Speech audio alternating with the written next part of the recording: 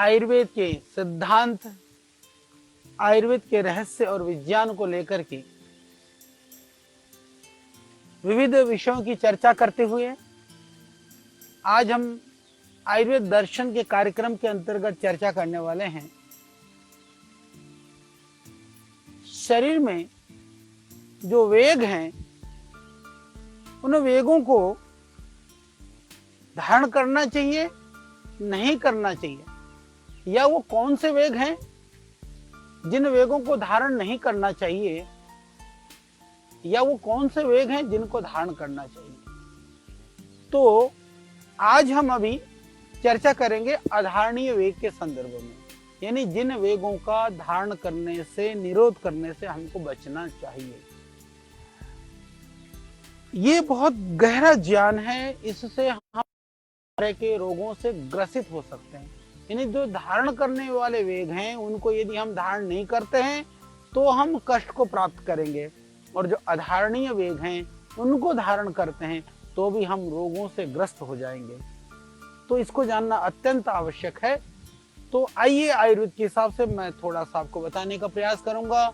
जैसा कि एक अनुभव में आता है, देखा जाता है कि जब आदमी भूख लगने पर भी जब भोजन नहीं करता है तब एकदम शरीर में कमजोरी आने लगती है।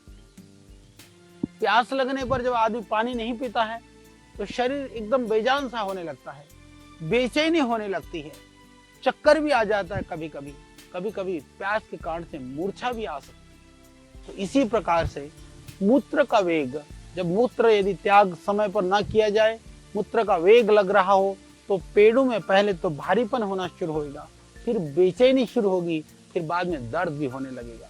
इसी तरह से मल का जो वेग होने पर यदि मल त्याग ना करे तो पेट में गैस बननी शुरू हो जाएगी, दर्द होने शुरू हो जाएगा, बेचैनी होनी शुरू हो जाएगा, भारीपन शुरू हो जाएगा, कभी कभी सर दर्द भी होना शुरू हो जाएगा। इस तरह के खतरनाक लक्षण जो है पैदा होने शुरू हो जाते हैं।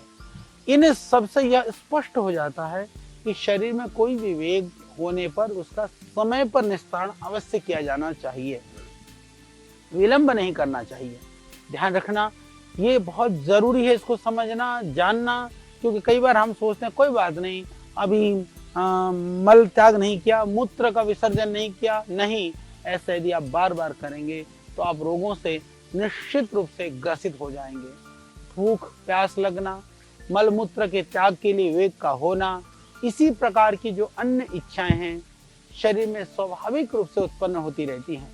इसीलिए आयुर्वेद के अंदर जो स्वाभाविक रूप से इच्छाएं जो उत्पन्न होती रहती हैं, इनको स्वाभाविक वेग कहा जाता है।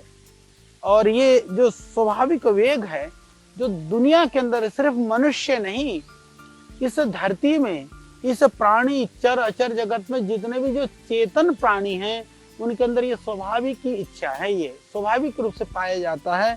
ये कोई ऐसा नहीं है कि किसी में होता है, किसी में नहीं होता है। इसीलिए समय समय पर वेगों के रूप में ये उनके शरीर में से सहज रूप से प्रकट होता रहता है।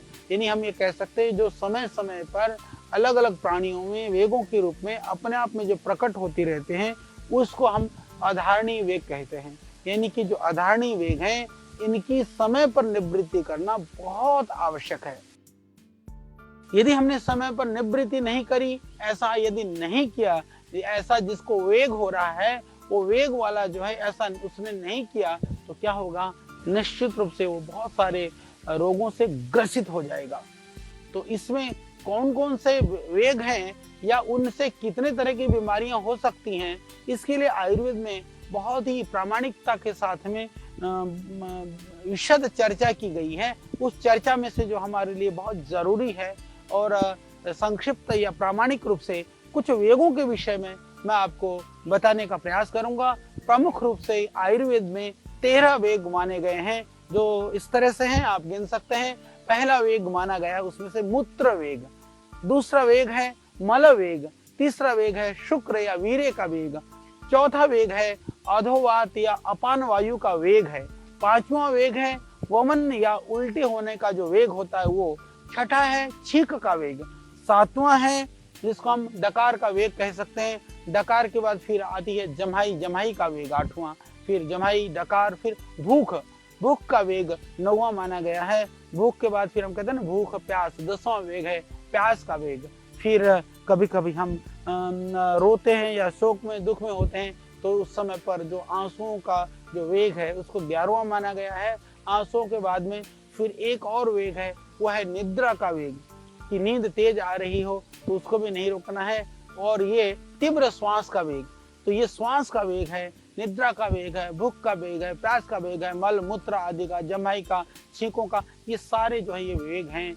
इनको कहा कि हमको कभी भी धारण नहीं करना चाहिए। और इन 13 वेगों की गणना करके कुछ आयुर्वेदिक ग्रंथों में थोड़ा सा भेद भी है। हालांकि संख्या तो उतनी है, उन्होंने प्रथम द्वितीय जो क्रम के रूप में देखें तो मूत्र और मल वेग को एक ही माना है कुछ लोगों ने, कुछ ने सांस को, काश को अतिरिक्त वेग मान करके 13 की संख्या पूर्ति की है।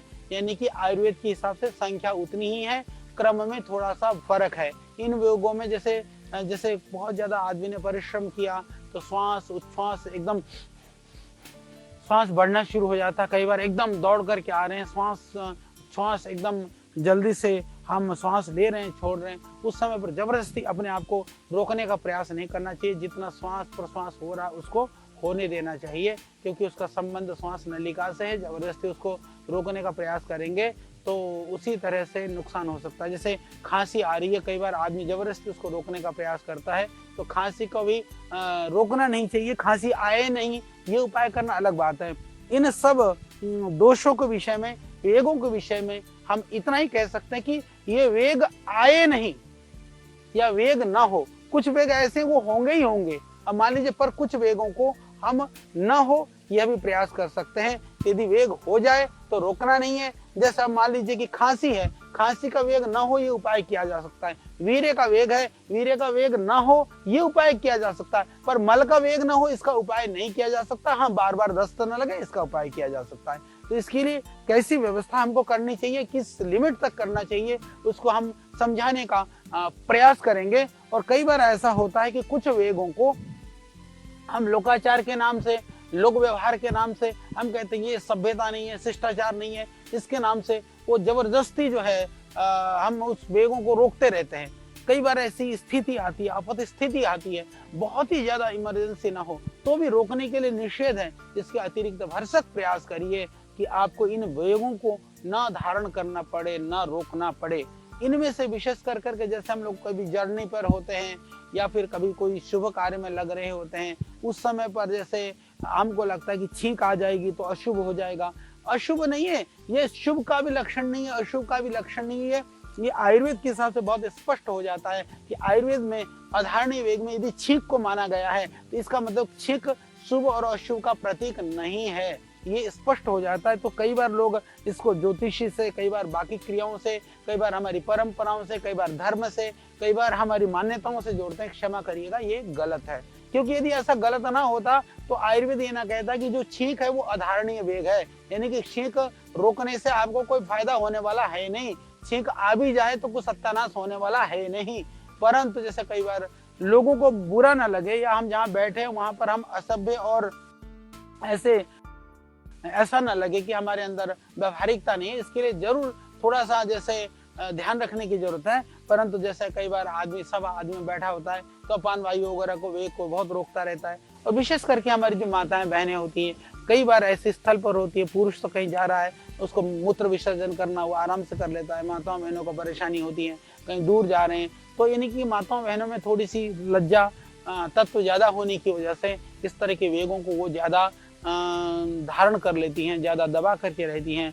परंतु ध्यान रखना, आयुर्वेद के हिसाब से वो आयुर्वेद कहता है कि ये देह के धर्म हैं, इन वेगों को धारण नहीं करना है। तो आयुर्वेद कहता है कि पुरुष और स्त्री से कोई वेगों को धारण करने से उनके लिए कोई हानि नहीं होगा, ऐसा नहीं है। यानी कि स्पष्ट निर्देश है, जब वेग उत्पन्न हो जाए तो कहा कि सारे काम को छोड़ करके सतम विहाय भोक्तव्य में, ऐसा जैसे हम लोग शास्त्रों में आयुर्वेद में कहते हैं ना।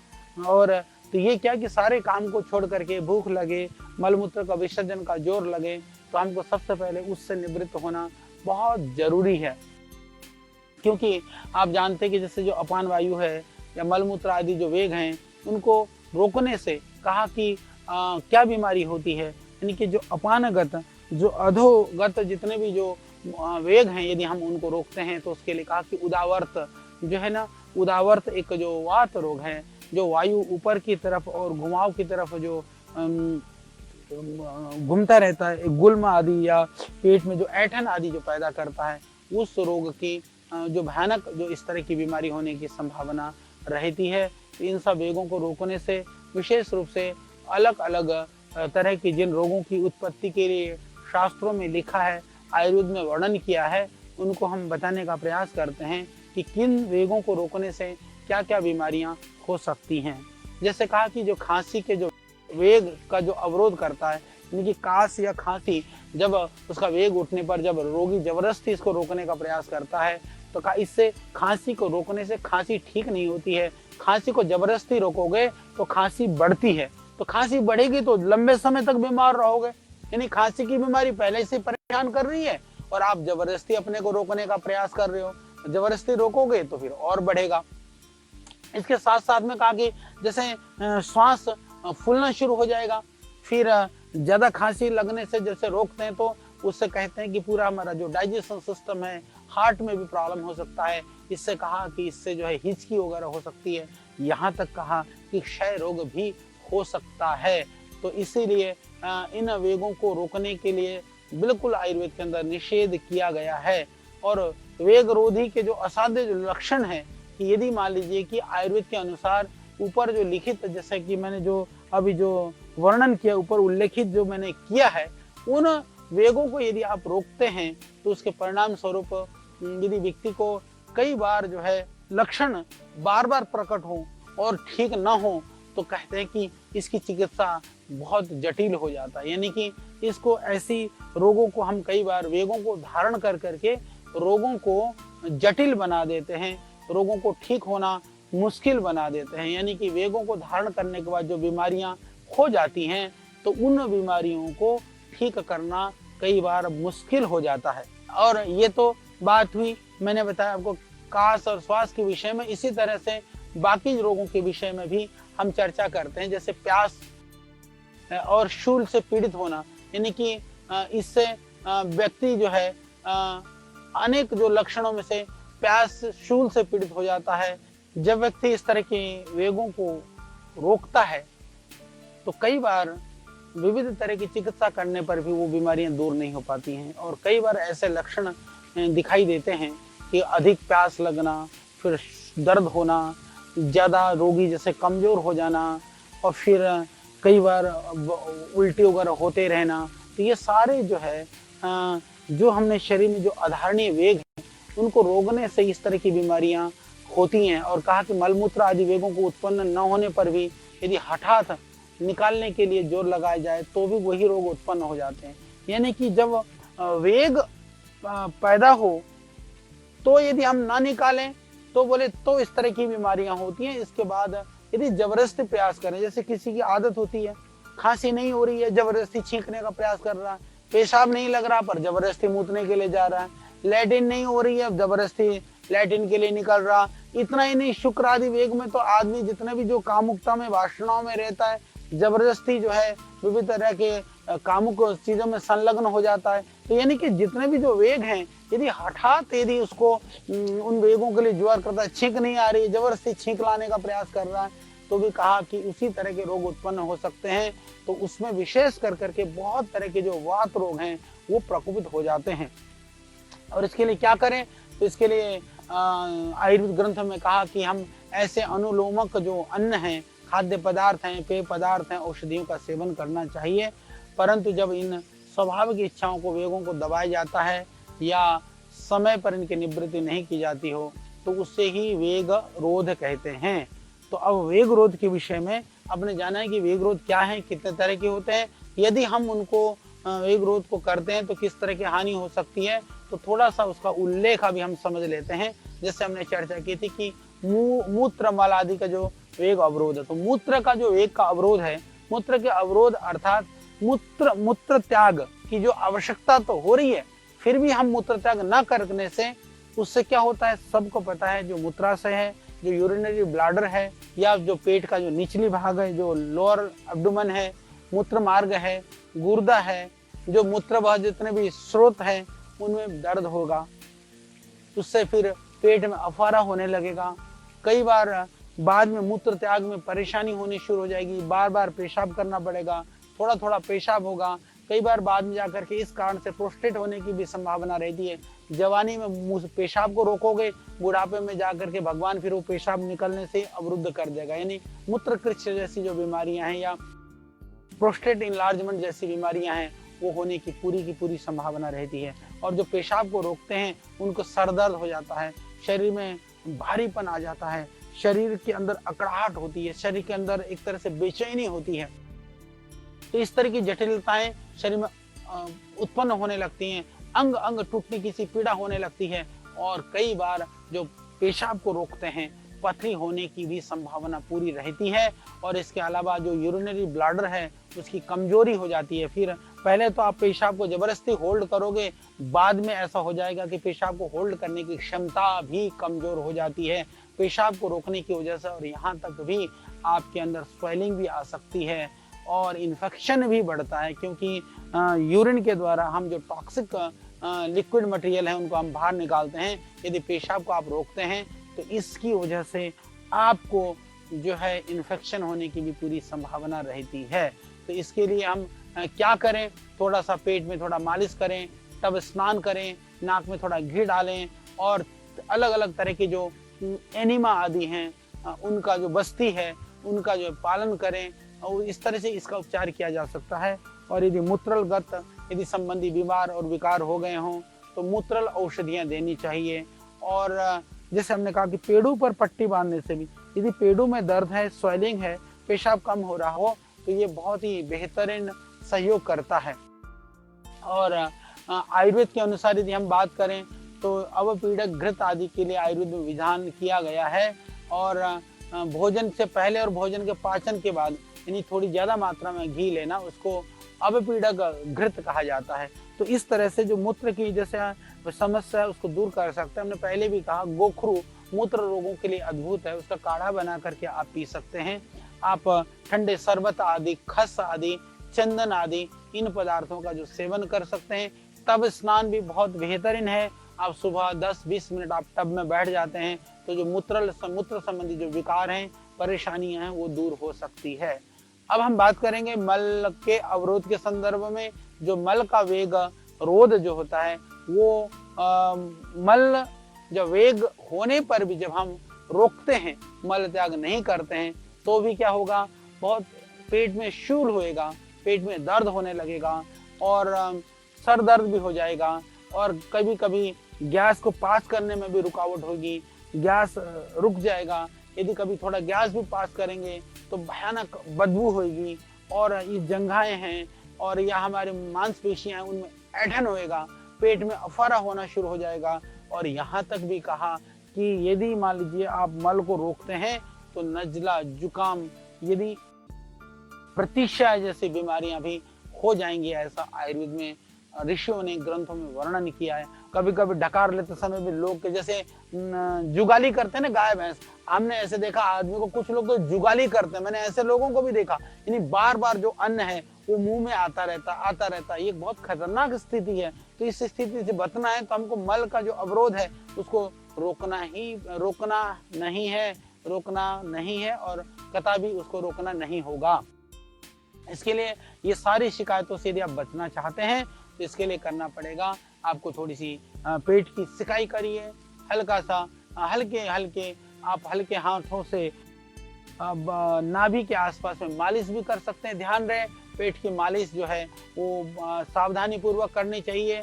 और पेट की मालिश करते समय आप लेट करके दोनों पैरों को मोड़ करके तो ही हल्के हाथों से गोलाई में पेट में घुमाना चाहिए, जोरों से मालिश नहीं करना चाहिए। और इसके लिए जो पिंडलियां दबाना है, यदि आप काफ को दबाते हैं, पिंडलियों को दबाते हैं तो पेट के रोगों के लिए, पेट की समस्या के लिए और या फिर मल के विसर्जन की समस्या के लिए, यदि आपने मल को रोका है उसकी वजह से कोई परेशानी है, उसके लिए बहुत अद्भुत है। इसके लिए आप ऐसा भी कर सकते हैं, आप लेट जाइए और घर में कोई छोटा बच्चा वगैरह है तो उसको आप अपने पैरों पर, पिंडलियों पर चढ़ाइए। उससे यदि आप 5 मिनट भी कराते हैं तो उससे पेट जो है आपका सॉफ्ट हो जाएगा, भारीपन दूर हो जाएगा। उससे जो है जो गैस वगैरह बनी हुई है, यदि पेट में बहुत ज़्यादा परेशानी है उसको भी उससे बहुत सरल क्रिया है पर उससे पूरा लाभ हो जाएगा। इसके लिए ज़्यादा हो तो आप एनिमा ले लीजिए, आजकल एक बर्ती बनी बनाई भी आती है, उससे आप कर लीजिए। इन सब का प्रयोग करने से भी आपको लाभ हो जाएगा। परंतु ध्यान रखिए, जो एक बार परेशानी हो चुकी है उसका समाधान है, पर बार बार यदि आप असावधानी करेंगे, बार बार लापरवाही करेंगे, फिर उसका कोई समाधान नहीं है। खाने में थोड़ा सा आप पपीता ज़्यादा सेवन करना शुरू कर दीजिए, हरी सब्जियां खाने लेना शुरू कर दीजिए, फलों का रस ले लीजिए, थोड़े हल्की चीज़ों का ले लें। और ज़रूरी है कि कब्ज न रहे, इसका बहुत ज़्यादा ध्यान रखिए, क्योंकि मल के वेग को रोकने से कब्ज होने की संभावना भी पूरी रहती है, आंतों में मल सूखने की संभावनाएं रहती हैं। इसके लिए विरेचक जो द्रव्यों को भी आयुर्वेद में लाभकारी माना गया है, इसमें आप लिक्विड चीज़ों का भी आप ज़्यादा सेवन कर सकते हैं।